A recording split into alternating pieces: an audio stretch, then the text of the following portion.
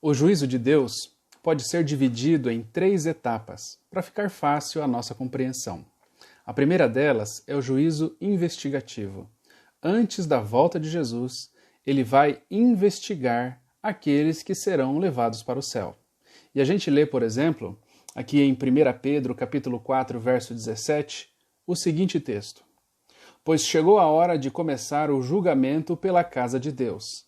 E se começa o julgamento primeiro conosco, qual será o fim daqueles que não obedecem ao Evangelho de Deus? Fica evidente que as pessoas que estão no mundo, que não aceitaram Jesus como Salvador, essas pessoas já estão condenadas. Mas Deus vai julgar a igreja, porque nem todos os que estão na igreja de fato são honestos, de fato entenderam o que é o Evangelho e o que é a salvação. Nem todos os que estão na igreja vão se salvar.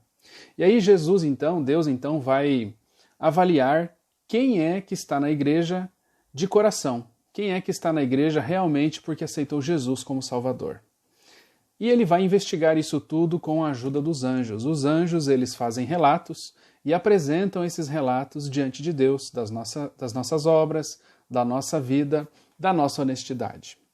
A gente entende que esses anjos são como testemunhas, que eles acompanham a nossa vida desde quando nós nascemos até quando Jesus voltar, nós temos essa presença junto conosco sempre.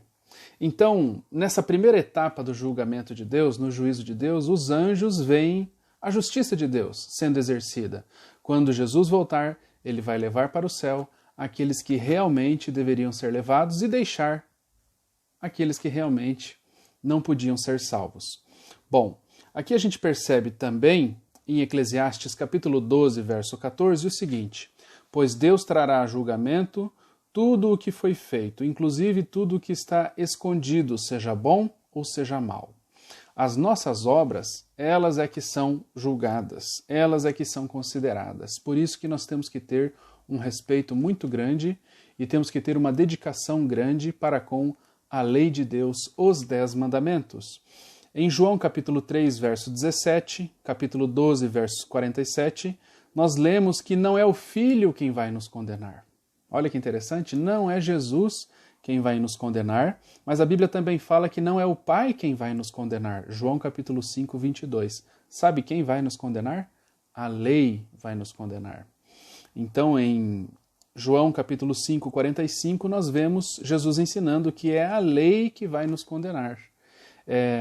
A lei não salva, isso a gente já está careca de saber, mas a lei condena.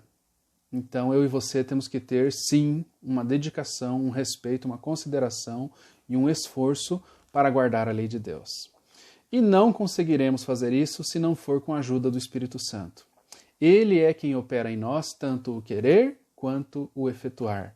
É a graça de Deus que nos ajuda a fazer coisas boas, tá certo?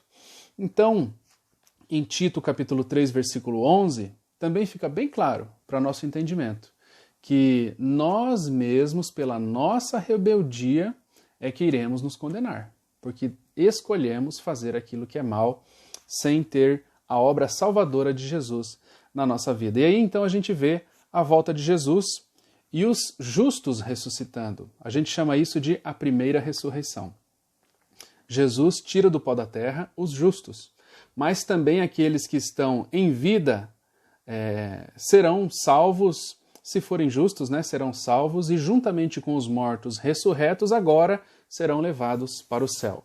A gente lê aqui em 1 Coríntios capítulo 15, 22 e 23 o seguinte texto: Porque assim como Adão todos morrem, assim como também todos são vivificados em Cristo, serão vivificados em Cristo. Cada um, porém, por sua própria ordem. Cristo as primícias, depois os que são de Cristo na sua vinda. Então, os mortos não estão no céu, todos estão no pó da terra e os justos vão ressuscitar na volta de Jesus. E aí então os justos ressurretos, os salvos que não, os vivos, justos que num abrir e fechar de olhos serão transformados, agora eles todos num corpo glorioso serão finalmente levados para os céus pelos santos anjos. E a gente lê também em João capítulo 5, versos 28 e 29, João capítulo 5, versos 28 e 29, o seguinte texto: Não fiquem admirados com isto, pois está chegando a hora em que todos os que estiverem nos túmulos ouvirão a sua voz e sairão. Os que fizerem o bem ressuscitarão para a vida, e os que fizerem o mal ressuscitarão para serem condenados.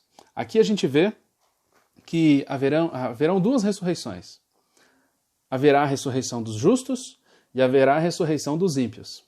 Os justos a gente já entendeu que ressuscitam na volta de Jesus. Que eu e você possamos estar hoje vivendo uma vida honesta diante de Deus. Cristo está avaliando a igreja. Que eu e você possamos ser de fato pessoas que entenderam a realidade da graça salvadora de Cristo e da graça que opera em nós com poder para a transformação e renovação da nossa vida.